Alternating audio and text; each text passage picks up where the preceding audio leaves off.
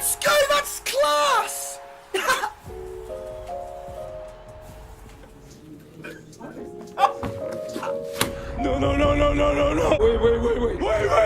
Wait. I'm good. Bro, you okay? I'm good, bro. You geeking, bro. I'm good. Bro. I'm good, bro.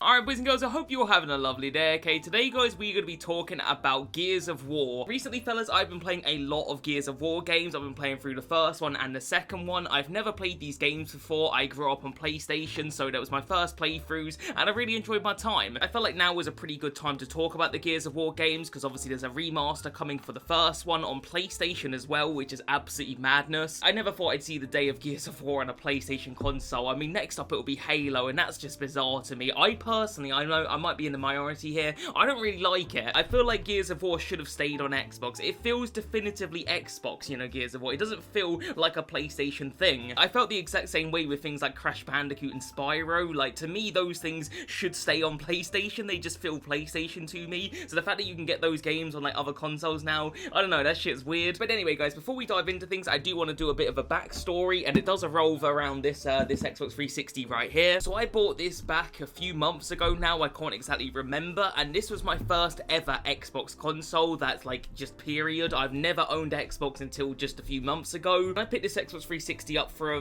good few reasons. I mean, one, look how freaking cool this is. I mean, this isn't obviously the console, but if you just look at the picture there, I mean, that's just awesome to me. And it was pretty affordable too, considering. You'd expect this console to be like, I don't know, 400, 500 quid. I think it was like 100 something pounds. I can't remember exactly, but it was cheap for what it is. The second reason I wanted a 360, guys, is because I am actually going for a full Ridge Racer set. Ridge Racer is like my favorite gaming franchise of all time. I adore the Ridge Racer games, and for some reason Ridge Racer 6 is only on the 360, so I wanted a 360 for that. But the third and final reason I wanted a 360, guys, is I wanted to play games like Gears of War. I was always super jealous of my mate who had a 360 and he got to play these games. I was like, I really want to play those, but obviously I can't because I had a PS3 at the time, and all my friends had 360s. I was like the only one that had a PS3, so I wasn't like super disappointed. You know, I still had God of War, I still had Uncharted, I still had The Last of Us, you know, so I had my games, but the Gears of War series was one series I was like, I wish I could play those. So yeah, it was nice to finally pick these up. I mean, these two games were £1 each, which is mind-blowing to me because both of them are just really, really good quality games. Like, the fact that you picked them up for just £1 is absolutely madness. Anyway, guys, before we go into a deep dive on these games, I do want to mention the fact that I will be going to CEX in this video. I've actually already been. I went yesterday, and I did pick up a nice little surprise, so I'm not going to say what's in this bag,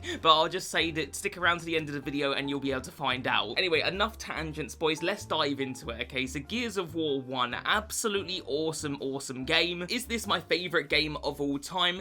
Probably not, you know. I wouldn't say it was perfect. There are a couple of things that did bug me about this game, but I very much enjoyed my time with it, and I don't remember when this game came out. I want to say around sort of 2006, maybe. You know, it's a pretty old game by this point. Yeah, it's aged pretty well, all things considered. The gameplay is actually really fun. It's a super enjoyable shooter. I will say it's a lot more cover-based than I actually realized it would be. Not that I knew that Gears of War were cover-based shooters, but I kind of felt like you could just sort of run around and shoot things. That's just how I felt like you could play it. But as soon as you come out of cover, you're gonna get blasted, all right? They are gonna shit all over you, the enemies. So you've really got to stick into cover. If you're not in cover, you're in danger. That's the way I look at it. Golden rule of the Gears is take cover or die. And yeah, the guns feel really good in this game, especially the shotgun. The shotgun is devastating, especially at close range. I mean, that kind of goes without saying, but you know what I mean? Like, when you're actually up in people's faces and you're shooting heads, wow, alright, it's just feels super nice. I also love the chainsaw gun, because you can, like, run around and you can, like, chainsaw, like, a locust. That shit is just cool to me. I will say it was a little bit clunkier than I maybe would have liked when it was, like, come to using the melee. I thought it was going to be very, like, just easy, but you do have to, I don't know, you hold down, is it B? I think it's B. You hold it down and you have to like run towards them, but you run pretty slowly, so I don't know, it's a little clunky, but it's still fun. I absolutely adored the grit of this game. It felt very much like a war game, and again, it sort of goes without saying the game is called Gears of War, but I just loved how depressing this game felt. In some ways, it kind of reminded me of Last of Us Part 2, and I know that's going to sound like a really weird comparison, but in The Last of Us 2, it's such a depressing game, and there's really not any sort of rays of sunshine. In Last of Us 1, you've got that moment with the giraffe, and there's other moments like that, you know, whilst it is a bleak game, there was still little sprinkles of goodness, but Last of Us Part 2 was absolutely just sheer depression for all the way through, and it just kept getting worse. The Gears of War world reminds me of the same sort of thing. I can't really think of anything positive that happens in these games. Like, it's just depressing all the way through. So especially when we get onto Gears of War 2, guys, the story of Gears of War 2 is absolutely heartbreaking. Yeah, Gears of War 1 was more of just sort of like the beginnings of Gears of War. I don't remember any like crazy story moments. I know the characters weren't as good in Gears of War 1 as they are in 2. I feel like they flesh out characters a lot more in the sequel, but it really does give you a taste of the world. You know, again, you just really do sort of feel like you're sucked into how bleak it all is. Every second you spend in this game just feels like you're fighting an unwinnable war. There's really no hope, and I love that feeling. I'm hoping by Gears of War 3 there's going to be some serious payoff for that. I'm hoping there is maybe going to be a little ray of sunshine. I hope this whole series is not all depressing. But yeah, like I said, I just really like the world of Gears of War 1. Now, when it comes to critiques of Gears of War 1, guys, I have 2 reasons that this wasn't like my favorite experience ever. The main reason I have to say is this annoying ass section with these like light creatures. I can't exactly remember if you've got to stay in darkness to avoid the creature or you've got to stay in light. I've got a feeling you've got to stay in darkness. I think when you go into light you get attacked. I hated this section. It got on my tits a bit. Now, if I wasn't a complete retard, it probably would have been fine, but I just constantly ran out into the dark or the light, I can't remember which, and I would just always get hit by these bleeding creatures and they kill you almost instantly. I found that section super duper annoying, and I just felt like it was a bit of a chore. I just really wasn't a fan of it. My second thing I didn't love about this game was the final boss. I found the final boss really fucking difficult, but like just punishingly so. Once again, it kind of involved these weird light creatures because they actually attack you in the final boss, but I found it just punishingly difficult. In the end, I think I looked up a YouTube video and then there was this person that basically showed me like a really quick sort of cheese for the boss, and I think it was like you have to like shoot him in the head like really quickly with a sniper rifle like a few times, and that basically gets the boss to low health. It was a weird one. Oh, actually, finally, lads, I nearly forgot to mention this. The AI in this game is fucking atrocious. Oh my god, the AI is brain dead. They are constantly getting killed by the enemies. They are constantly needing reviving. Oh my god, the AI, I forgot about how bad they were. And it doesn't help with the final boss either when the AI is as bad as it is. But yeah, if I'm not mistaken, you can play this game in co-op. I'm pretty sure you can play it split screen, and I feel like that would be a good way to play this game because, again, that AI can be really fucking shite. Thankfully, most of the game really isn't that difficult on just sort of base difficulty. It's more than doable. It's really just that final boss that I super struggled with. I did find the final boss really, like, frustrating. But nonetheless, guys, Gears of War 1, I found the gameplay all in all pretty damn good.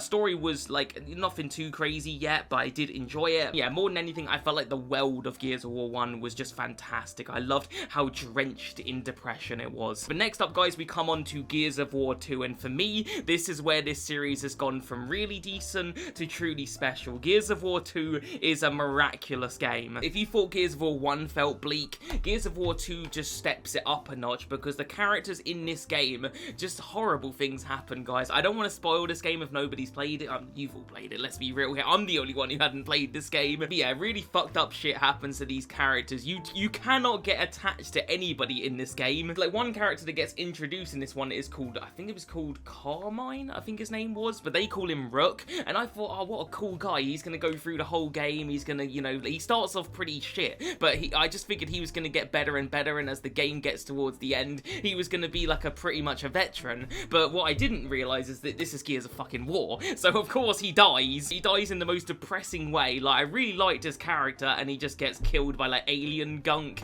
and I was like, well, that's just brilliant. That's just what I need. Another character I really liked in this game was called Ty, and I thought, yeah, I like him. He's really awesome. What happens to him? Well, he ends up getting fucking kidnapped by the locusts. If I remember correctly, I think we rescue him, but it's a bit too late, and then he blows his brains out, so that was that. Again, just another depressing moment in the series. But the most depressing thing in this game by far, and it was the one sort of ray of sunshine I thought we were gonna have, was revolving around Dominic. Now, throughout this game, Dominic is looking for his wife. That's all he cares about. He's not bothered about really anything else. He just wants to find his wife. So I thought, yep, that's the one thing we're going to be striving for in this game. I'm sure they'll let us have this one little thing. Nope. We do manage to find Dominic's wife, but once again, it's too fucking late, and in the end, Dominic has to put her out of her misery, and it's probably the most heartbreaking just scene in a video game. It's harrowing. I think the saddest part of the cutscene, though, is when the camera actually pans to Marcus. You can see the expression on his face when you hear that gunshot, but you can see in his face as well that he's expecting a second gunshot. He's expecting, you know, Dominic to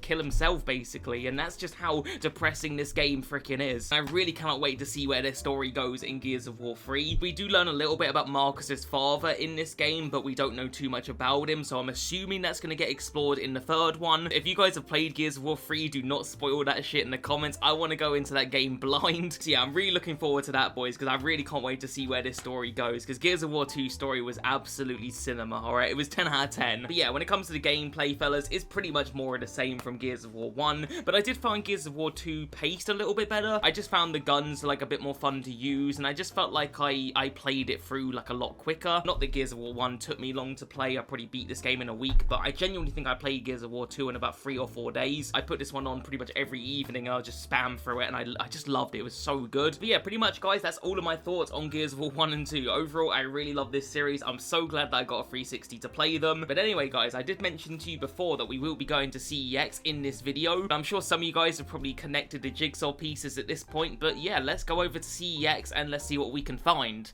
Alright, boys and girls, so I'm in CEX. I wasn't in here too long. It was a pretty damn quick visit. I just got done from boxing training in Barnstable, and CEX was around the corner, and I kind of had an idea of what I wanted to pick up. I'm sure you guys can kind of put 2 and 2 together at this point. But yeah, I did find a couple of little bits, which I'll show you guys in another CEX video. I'm sure that'll come soon. But anyway, boys, let's head on back to my house, and let's show you what I picked up.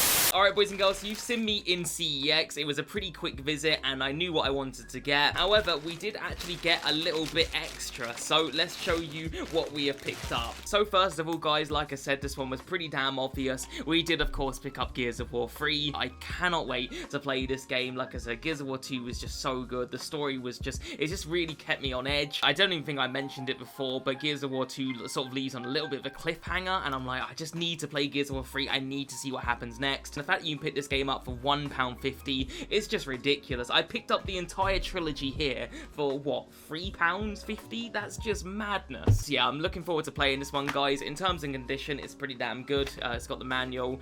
The disc looks fine. Let me just double check. Yeah, it should play, so we're all good on the disc. So yeah, I'm not too sure when I'm going to get around to playing this, but I'm pretty sure it's going to be in a few weeks' time, so I'm looking forward to jumping into that. And then the second one, guys, is a nice little surprise. I saw they had it in there, and I thought, you know what, I'm just going to grab it, and that is Gears of War Judgment. And this one was £3, which is a little bit more expensive than the other games, and maybe that reflects in the quality. I don't know, maybe it's 3 times as good as the others. I doubt it. I don't hear too much about this one. I hear a lot about the original trilogy, but not so much about this. But yeah, as long as it's more of the same from the series, I'm sure I'm going to enjoy it. Annoyingly, this one didn't come with a manual, but I don't know if that's because it didn't come with a manual originally, or if it's just missing the manual, but yeah, that's what it is, boys. I'm not too bothered. But yeah, for £3, I figured I'd just pick that one up, because as soon as I'm done with Gears of War 3, I'm more than likely going to play this one. So yeah, pretty much, guys, that is going to do it for today's episode. I hope you guys did enjoy this little bit of retrospective with Gears of War. I'm absolutely adoring these games so far, and yeah, I just want to play more of them, of course, and it really does make you feel like you've made a good purchase, you know? I bought that Xbox 360, I thought,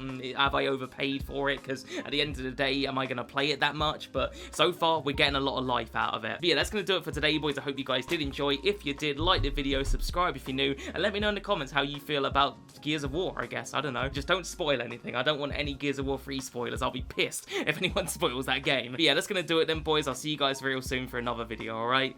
Peace.